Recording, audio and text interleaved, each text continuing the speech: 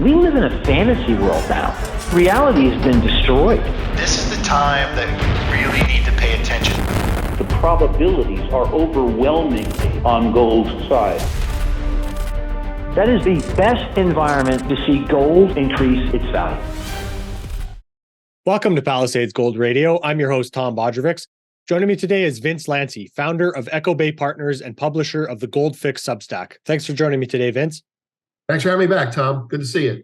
Good to see you too. And, you know, I want to start with talking about something that you and I have kind of beat to death here before we hit record today. But, you know, it's something that, let's say, makes my job harder. So for what I'm talking about is the other day, I spoke to Luke Groman, and we were discussing the idea that there was record gold buying in the third quarter of this year, something in and around the effect of 400 tons by central banks, and that 3/4 of that was undisclosed who that buyer was. Now, if you could, for us, run through why that story might not necessarily be accurate. Well,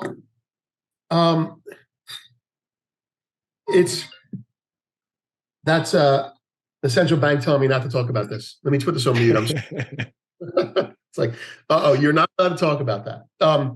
Okay, I'm not sure the specific reading. We'll just talk about we'll use the World Gold Council report as our database, right? Yeah, because that was what we're talking about. Is the World Gold Council said there was 399.3 tons of demand that came out in the third quarter. And, you know, this is a big story. A lot of the gold community picked up on this. Yeah. Okay. Let me just start by saying it's very constructive for the gold market that this happened. And it's ultimately, I would think, bullish. But to answer your question or to answer what I think anybody who's thinking about, it's like, well, why is the price of gold lower if there's all this demand? And I put the word demand in quotes because if the WGC used the word demand, I would say that's a misnomer. Vince, sorry, before we get to that, let's just talk about the article by Ronan Manley from Bullion Star explaining that this data doesn't necessarily look like what it might on the surface, right? Like part of that number is speculation, is it not? I can't speak with authority on that because Ronan really digs down into that stuff, and I tend to just trust what he says on things like that as gospel. So I'm going to say, based on what I've seen him write before, I would tend to think that his analysis is accurate. Yes. Yeah. So there was a portion of that 300 tons of undisclosed who bought it that is based on speculation on the World Gold Council's part. Yeah, right. So I don't have a lot to add to that, except to say that if you don't, I mean, there's two ways to look at speculation, right? Are you saying that the World Gold Council is speculating, or are you saying that the buyers were speculators? That the number, that 300-ton number, is partially speculation being reported. That, you know, the way that they came up with that number is partially just speculation or hearsay, and that it could be revised lower at a later date. Okay. Yeah, I wanted to make sure that we were talking about speculation that way. The answer is yes. I mean, it's an estimate. It's speculatively compiled, and it will be revised, like GDP is revised or inflation is revised. So I know, and it's above my pay grade, but I know that there's accounting that goes into this, and it's like how the gold is accounted for. WGC has a way, Ronan may have a different way, and it's unfortunate that there's a disagreement at the level on such an important asset. But there you have it. I mean, it's not written in stone, that number. Mm-hmm. And the reason I think people are not focusing on the potential speculative aspect of it is because WGC as pro gold as they are, obviously, they're not sensational in their mathematical presentations. So it's a matter of, I think, knowing how the math comes up that determines how much of it is historically speculative or not. So then let's get into the other portion of this. When we think about demand, and then, you know, supposedly we saw all this buying come into the market of 400 tons of gold, record since I think it was the 70s, something like that. Right. Yet we saw the price lower over that period of time. Right. It's not necessarily huge demand, right? So give us Right. your way of thinking about this from a market dynamic standpoint, please. Sure. I can do that. Let me just start with the soundbite of buying is not demand. Demand is buying that initiates a transaction. I come onto your lot. I want to buy a car. My demand is leading the transaction. I'm a buyer who's demanding gold. On the other hand, and that drives the price of the car on your lot up. You're less inclined to negotiate with me if you know I'm a buyer. Mm-hmm. On the other hand, selling is not necessarily bearish. Supply is bearish. So demand and supply, it's classic economics, right? So if I own this car lot with Ford Pintos and no one wants to buy them, I have to make a phone call. I have supply overhang. I need to move it, right? And so I have to seek out a buyer. That's not demand. It may be latent demand, but that's not proactive demand. That's reactive demand. So the price will move lower. So that little analogy aside, it's real simple. Supply and demand. If this is the price of something, right, and there's all this buying, I want to know where the buying got filled. The buying got filled at a price lower than when it started. Well, demand didn't drive the price. Supply did. Mm-hmm. So demand reacted to supply. So the question to ask the World Gold Council, and I mean this in earnest, who sold? Right? Not that they would know, but if you're calling it demand, and I'm not sure that they did, but if they call it demand, that's a misnomer. It's not demand. It's a reaction to supply. It is someone catching the falling knife. And all of this is not necessarily bearish for gold. I mean, but it's not the, oh, they're buying gold that's going to the moon tomorrow thing. So the answer is, we both know, right? Since April of last year, right, roughly give or take, gold has been on a seemingly relentless downward march, this last week being the exception. And you have to ask yourself, if there's all this demand for the last quarter, you know, then why isn't it higher? Because it's not demand, it's reactive. And the buyers, not mysteriously to me, are anonymous. So you can run wild with your imagination as to why that is, but there were buyers because there were sellers. Mm-hmm. Now, I mean, I can paint the proper picture as to why that's not a disaster. Well, I think a good way to, or another way to kind of look at this is something that I talked about with Dale Pinkert the other day. He's a trader, and you know, I think a good way to remove emotion from trading per se is to really set a floor on the price that you think X stock or X metal is worth. So if I want to buy gold, I have the money to buy gold, but I only want to buy it for $1,700 an ounce or $1,650, whatever that is. Yeah. That's selling coming into the market and meeting the price that I want to buy. I'm not sitting there with an open order ready to fill, right? I'm just ready to pounce when it meets my criteria of my predetermined price that I want to buy it for. Absolutely. And that's the governing behavior that goes into the selling, finding the buyer. And just to put a little bit more color on it so people can kind of imagine it. And by the way, I know Dale, he's a good guy, and he knows what he's talking about.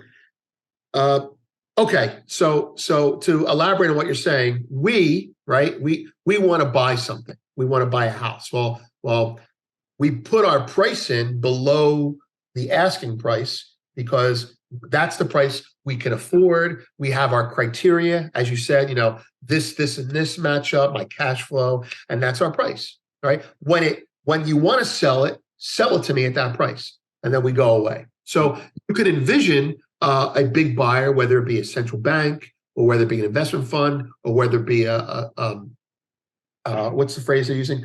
Sovereign fund, sovereign nation fund. Sovereign. They could put in their bid. But, when you're that big and you're digesting that kind of volume, I can almost, and I'm not saying you're wrong, I can almost guarantee you there's no price. If the price of gold gets to 1,300, I'm going to buy all of it. It may work that way, but they don't just put their bid in and say, I'm going to buy it if it goes here. They say, hey, call me if you've got a deal.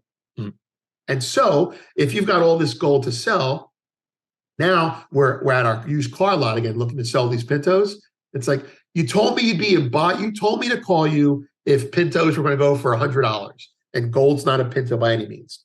Let's just use something else, Cadillacs, right? All right. So you told me to call you if the price of gold was going to be trading at 1,600. Do you still have interest? That's what happens. And you say that to the prospective huge buyer, and their price, unlike our house purchase, is dynamic. Like, well, 1,600 is my price, but other things have changed. I'm less likely to buy there. Other things have happened.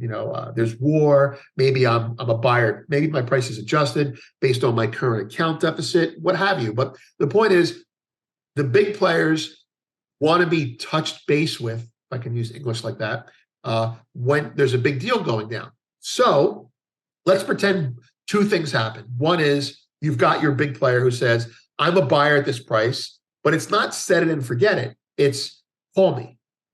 If you need someone to absorb that kind of gold, call me and check with me, but put me on your speed dial. The second thing is possibly a central bank, a country, an entity needs to raise dollars to pay off debt or what have you, kind of like what they do in emerging markets when the IMF steps in. The entity, right? They say, okay, I need to sell gold, or I need to hedge my collateral so I can raise dollars to pay my bills. And they call the bank up, and the bank says, a bank, a central bank, a bullion bank, a bank, the IMF, who knows? And they say, I have, just say it's one trade, I have 400 tons of gold to sell. And the bank goes, well, I can't buy that. And basically the customer says, at what price can I sell that? And the bank says, you can't sell it in one day at that price. You can sell it over time. We'll get the best price for you. I mean, this is how good firms operate. When you're a buyer of a stock and you're Warren Buffett, you don't go press a button. You say, here's the order, take your time, call me when it's filled. They don't put a time limit on it. So that 400 tons needs to be sold. Maybe it wasn't all sold at once. Maybe it wasn't all disclosed to be sold at once. But what ends up happening is that gets sold over time, digested in the market, and that bank, whoever it is, picks up the phone and says, hey, you told me you were interested in 1,700. Let's say it's trading 1,700. It's trading 1,700. Interested now? It's like, yeah, I'm interested. What do you got? Well, I got 400 tons. Oh, okay. No, I'm not interested. I'm interested in 1,500, and so you start building a book. It's like a book, It's like the market trading 1,700, and you've got this selling that's not this. It's a big iceberg order on the screen, right? It's a big iceberg order, and now you start looking around for buyers, and the buyer's like, "Well, I'll buy it at 1,500." You're doing a Dutch auction, basically, behind the scenes, and eventually you find where the order flow matches, and either it happens in one trade, which you see.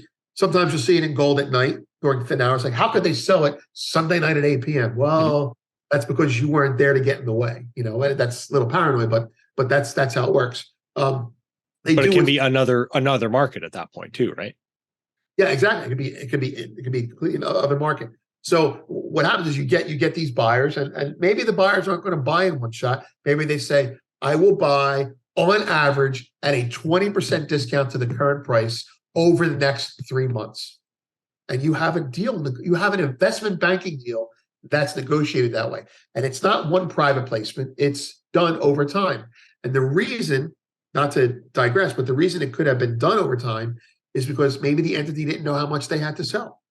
They're like, oh, we need to raise dollars. We don't know how many. We'll keep selling a little bit at a time, and it's trickled. So the dynamic is you have a motivated seller, number one. You have a motivated seller who's either smart or represented by a smart intermediary, like a bank, who acting like as an agent. And you have a bank or intermediary who's very well networked on the other side of the deals. Like, okay, I know who the buyers are. You need to sell. I know who the buyers are. You come to me. I'll take care of it and do it professionally. And that's why the banks are valuable.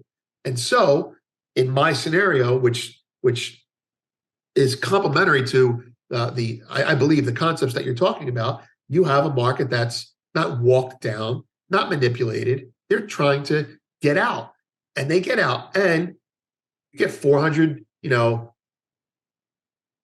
bought over a $200 range, let's say. That's pretty good. They didn't ruin the market. Let's put it that way. Yeah. So, I guess my conclusion from this idea, I was going back and forth with a listener the other day over email, and my conclusion based on the fact that there was so much quote unquote buying, yet we saw the market move lower, was that, let's just take, for example, if Japan, considering the issues that they have trying to keep their yields where they are, if they have to sell a bunch of gold, that made me somewhat positive, considering that if we saw 400 tons of buying come into the market, let's say my logical extension said, well, if a country like that needed to sell a bunch of gold, then that probably wouldn't necessarily affect the market, dramatically, like you said, considering that we were managed. It seemed to be a managed market on the way down. It wasn't disorderly. It wasn't a huge, 5-10% hit, nothing like that. We had hiccups, but nothing like we've seen in the past. Right. Yeah. So the logical extension of what I was thinking was that, if we see a bank needing to sell gold into the market, that we wouldn't necessarily see a big dramatic hit to it. And it's more, let's say, the narrative that would get in the way. And the other question I had for Luke was wondering if that market behavior or the price behavior of gold that we saw was actually due more to the fact that the central banks buy their gold in a different way that doesn't necessarily affect that futures market. So if you could kind of pick that apart too.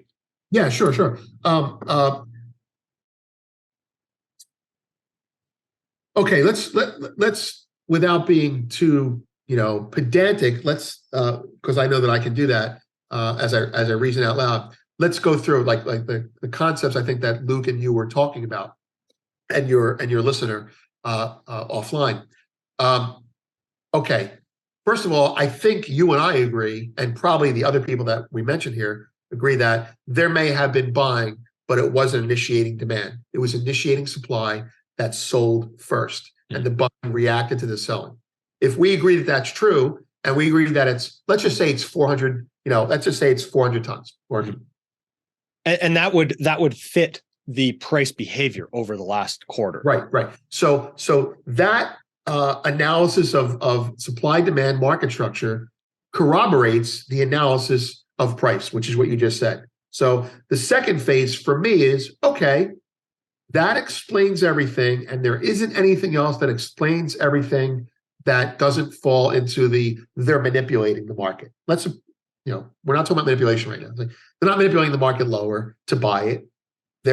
Well, anyway, so let's just assume that everyone's on the up and up here. The market is absorbing a massive sell order. That's it. Okay. Now you ask yourself, well, who? And I start off by saying, I have no idea who, but this behavior, I've seen this happen in smaller versions. When Venezuela liquidated because they defaulted on debt, Argentina had to sell some or had to hedge some. Emerging markets, when it's not a big order, it gets done violently and quickly, like at 8 p.m. when we're all sleeping. At least when I'm sleeping, I'm very old. Or no, I might have been still up. But you see that kind of behavior. But when it's and you know, like the bank that's handling the order, it's a client, they care about them, but they're not that special. But when you have 400, when you have this amount of gold being done over a 3-month period, and the market not washing out, well, that's not manipulation. That's excellent execution by the seller. Excellent, and it's probably excellent average buying by the buyer. What you have is you have a happy seller, probably miserable happy, and a happy buyer, probably miserable, whoever they are, assuming it's only one entity on each side. So I've seen that many times over the years, and I've actually explained it right before the news came out. But this time, I don't know who it is. So let's go through the potential entities. So I think Bloomberg wrote about this. It could be who has the money to do it. Okay, that's your first thing, right? Okay, we know who has the money: China, Russia, the U.S., the usual gang of idiots. Who has the motivation to do it? Well, Turkey. I don't care what you think about Turkey, but Turkey has gold, and they have the motivation to. They may have had a pressure point. Maybe they're selling, but I don't think Turkey's a valued customer by whoever's selling it. They would just be, maybe they're somewhat valued. And then you look at other countries and you say, well, who else is a candidate? Well, who's in crisis that we know of? This is all that we know of, right? You got the UK. Is the UK selling the gold? Could be. Could be. I'm not saying it is, but could be. I mean, they've done it before at stupid levels, right? That's the Brown disaster. Okay. But what's going on in every G7, everywhere in the world, but you see it in the G7 countries because we're more transparent. The UK needs solid money, and that's represented by the gilt market getting hammered. Japan needs solid money, and that's being represented by their currency being destroyed, and now their bond market testing their cap price almost daily. Doesn't even trade anymore. So in terms of size, it's Russia, the US, and China, right? In terms of a need basis, I'm going to say it's UK and Japan. Another category would be all the emerging markets that are struggling that we don't know about are banded together. Like maybe they're like, we need to raise dollars, and China's like, okay, we'll hook you up, just sell it to us, that type of thing. So let's pick hypothetically Japan. They tick all the boxes. Number one, they have a lot of gold. Number two, they're an extremely important client. Number three, right now, they are the last dove monetary policy nation in the world. They are holding, this is my opinion now, I believe they are holding it together for everyone else. And they ain't doing it alone. A lot of the G7 central banks are not cooperating as much as they used to. But Japan is definitely working in lockstep with the US. So if Japan needs to raise dollars, the US is like, I'm making this up, but Japan, we know this, Japan needs to raise dollars, Japan needs to support the yen, and they have intervened, boom, they knock it down, boom, and it seems to be semi-methodical, but it happens in big spurts. They're telegraphing, don't mess with us. Well, in order to do that, you have to have dollars. Where are they getting the dollars? Are we lending the dollars through a dollar window? Are they printing their own dollars? Well, they could be hedging, selling, pledging gold. That's the word you use when we were off air, as collateral to raise dollars. I mean, I'm speculating here. It's not even conjecture, but that makes a lot of sense. And it ticks all the boxes. Friendly, big, doesn't want to destabilize the market, has a lot of gold, needs dollars. Yeah, why not? Why not? We'll do it for you over 3 months. Do not panic. We'll keep it together for you. And we walk them down. That's great. The second point, which I want to touch on that you said was, well, that's the entity. The entity's big. It could be someone like Japan. It could be a band of a bunch of people. It could be everyone in the world doing it. But that's just who the buyers. So the buyers are the other big guys that aren't panicking.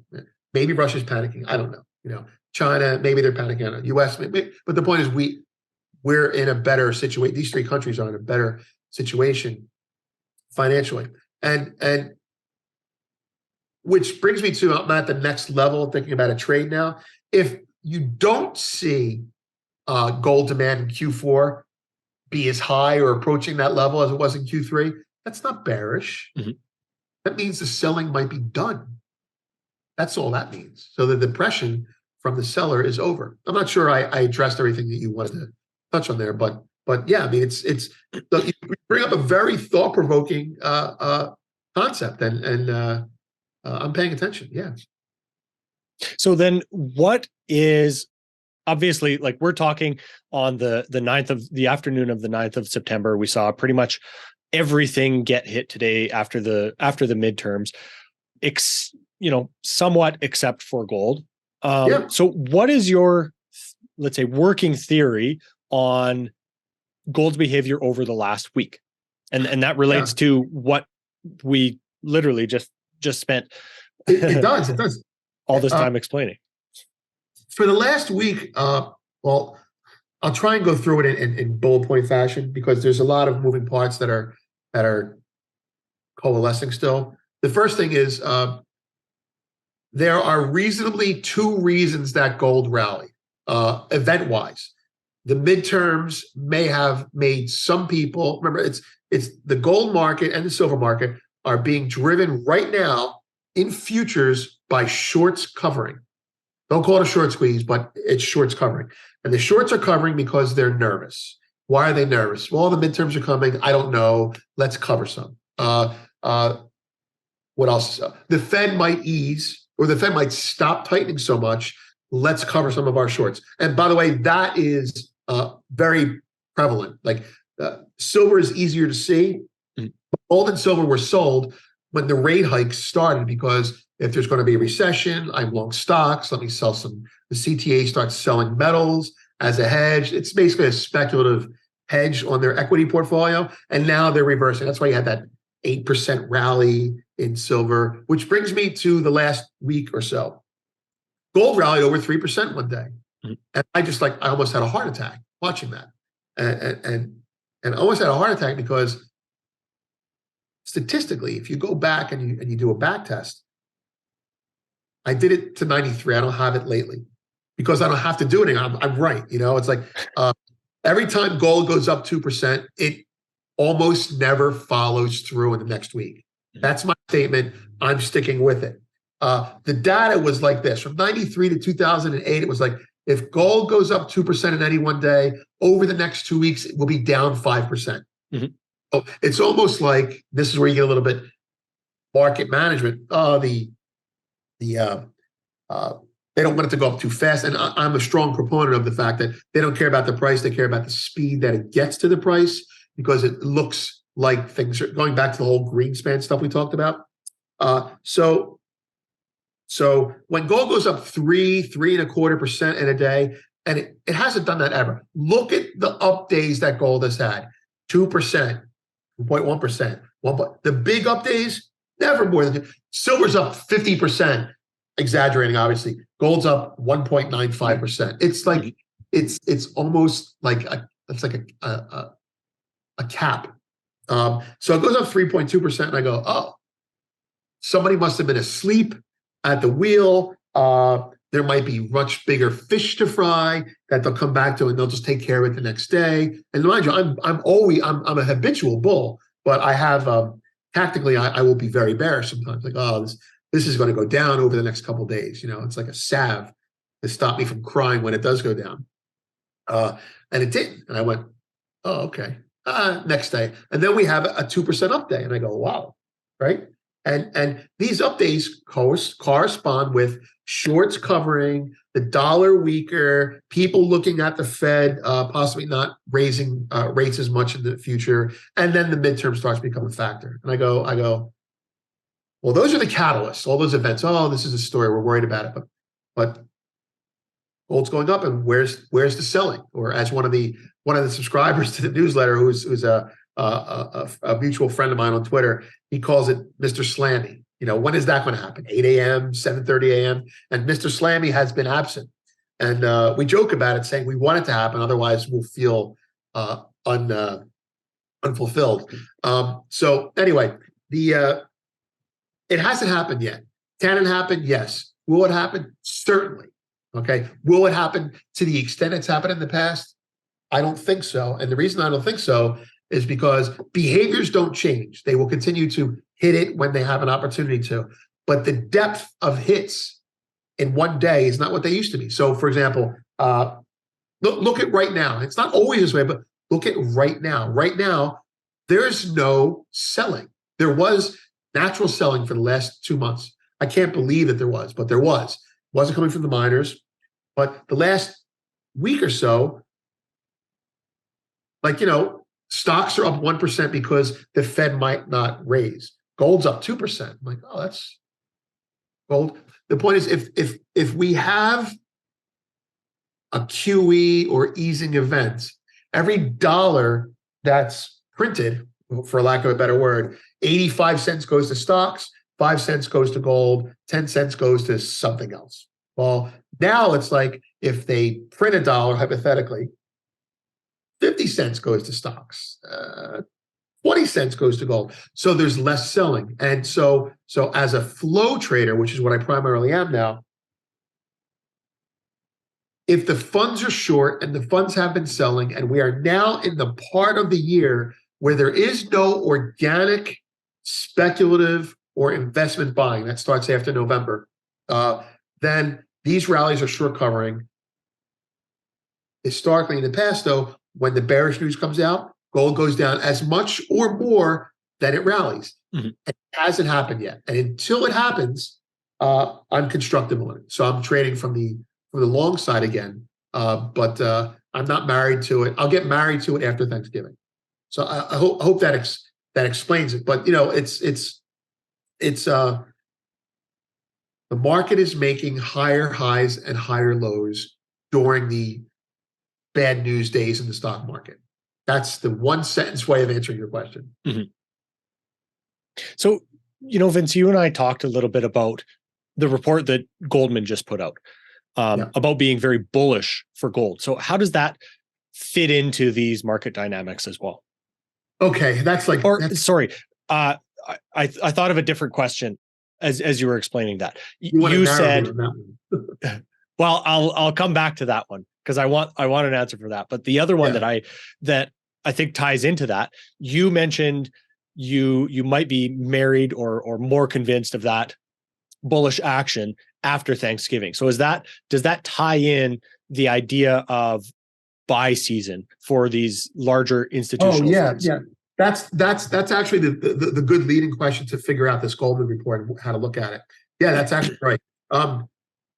Historically, not always in silver, but almost always in gold, with nothing else going on in the world. We know there's always something else going on in the world.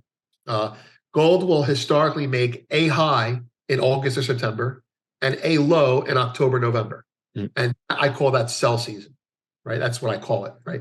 And buy season starts anywhere between the 1st of November and Thanksgiving, U.S. Thanksgiving. So why is that? Because every year, mechanically, people allocate money to investments. It's the 1st of January. I'm going to change my allocations.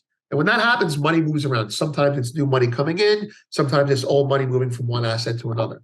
So the allocations determine the flows for the first quarter of the year. So you'll hear in equities, a lot of people say, whatever happens in January happens for the whole year. Meaning the money comes in January and everyone wants to buy Apple in January. Well, that means every time the market drops, there will be more Apple buyers as the year goes on. So if you have, and to the extent that you can trade on that, you can trade on in markets that are very active, very deep, and very on people's radar. Gold, you will get that buy season. Let's call it Thanksgiving, right? Thanksgiving onward, and that'll be investment allocations come out. They come out publicly, in December. You start seeing, for 2023, we recommend 5% into commodities. And that 5%, half of that is in oil, a third of that is in gold, and a third of it is in cocoa, who knows, orange juice. So the allocations move the market. And to the extent that you have a market that wants to go up because there's other buyers out there that are not patient, there are shorts out there that need to cover, there are fundamental buyers, physical demand like you're seeing in silver with the EFB, then what you have is you have the market start to turn. And so historically, what I'm describing to you is why a technician looks at a chart and says, look at that, high in August, low in October. And then the market starts to rally from November through February, and then the market will do something between February and August. We don't know, but then it comes off after August. So that's why I call it buy season. And buy season isn't just for gold, it's for every asset on earth because people get their allocations. So next year, buy season, let's say it starts Thanksgiving, buy season for gold might be sell season for Apple because people are getting out of tech stocks. Mm-hmm. So you have people putting on fresh positions. To the extent that gold gets allocations, that's friendly to it. So to dovetail into the Goldman thing, there is a seasonality in gold, even though it's not grown. And that seasonality is not based on the supply side, it's based on the demand side. Between September and November, slowly and then all at once, the funds start to get out because they're winding down the year. A lot of funds close their year in November because they want to start fresh when the new money comes in. They want to get going. So you'll see typically gold will make a low, and I've tried this since like 2012. It will make a low, and then you'll have a turnaround. And to the extent that there is a recommendation for gold, you'll see the market at least bottom or turn around, which affects or is affected by the research that comes out from these banks. And that's it. So real quick, because I know you have to go here, but is there an easy way to explain how that research might not necessarily be or people shouldn't necessarily take it for face value? If Goldman is bullish on gold, is that necessarily the proper signal that we should be taking for it? Yeah, there are two camps, and I think all of us represent both camps when we look at these reports. There's the if a bank is saying it, and I'm going to be complimentary to Goldman here, so people don't send me hate mail. If a bank is recommending an asset in commodities, then that's because they want to get out of their own position. And then there's the other camp. We'll call those people less cynical, and they'll say, well, if the bank is recommending an asset, then I trust this bank and they're a good bank. So you have your reputation. So people in commodities, especially in gold and FX markets, the Forex markets as well, if a bank, not just Goldman, but specifically Goldman gets the rap for it. If they recommend it, that's because they want to get out of their position, and I don't trust it. And I'd say that that's a mistake. You always want to pay attention when a bank makes a recommendation. Whether you agree with it or not doesn't matter. It means the asset is in play. Okay, so I have a dog that's about to start whining. So if Goldman is, and they're not recommending to buy gold yet. I mean, they have their price targets. You saw the report. Mm-hmm. They have their price targets where they were before. They haven't raised their price target, but they have a thesis. They're marketers, and I say this respectfully. They have an idea. We think it's gold's time. And they may position themselves to be long it. They may not. And so they put out a report. That's the report that you and I looked at. And that report is an elaboration of what they talked about in February, which February was near the high in gold. So you say, oh, Goldman was wrong. But this time, it's happening before buy season, which means they've done their work, they've done their analysis, and maybe they're long and they want to have someone buy it from them. That's fine. But they do think it's going up because they're long. It's not made up. It's not always BS when a bank says that. Otherwise, they wouldn't still be in business. Look at Goldman's call on oil for the last 2 years. They've hit home run after home run for their clients.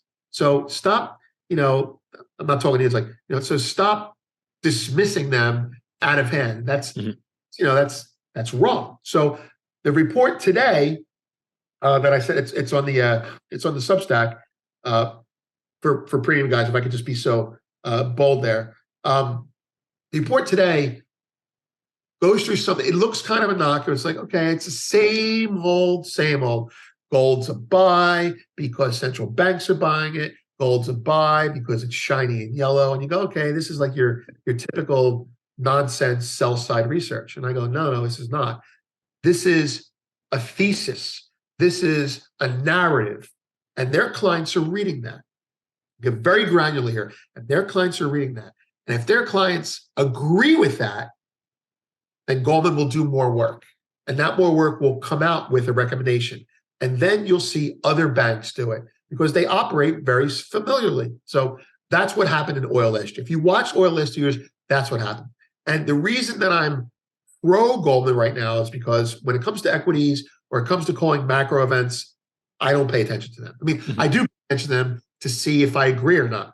But when it comes to commodities, based on their history with oil, based on the history in 2008 with oil, based on the history in metals in 2011, based on the fact that they come from J. Aron, Goldman Sachs is a commodity-based firm, and they know the markets well, especially gold.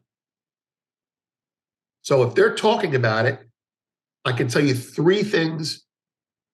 least three things that are true. Number one, they haven't been talking about it. No one's been writing about gold for 3 months. That means there's no, they don't write the article because they're bullish. They're bullish because they see demand. They understand the flows. So that's the first thing. They're writing now about gold. They haven't written since February, anything meaningful. Number one. Number two, gold had a big rally after they wrote the article. I didn't see the report until the next day. I was like, oh, now it makes sense. The shorts are covering. People are starting to get freaked out. The recommendations are coming out. Buy season's coming up. So that's the second reason. The third reason is they're talking about something called a super cycle. It's out there. It's like a meme now almost, but it's valid. And it's valid because of a paper. Well, I'm not going to get into the details right now, but a paper written in 2003 that I read that tells you that if a market goes into backwardation, the risk reward of being long is phenomenal. You want to be long.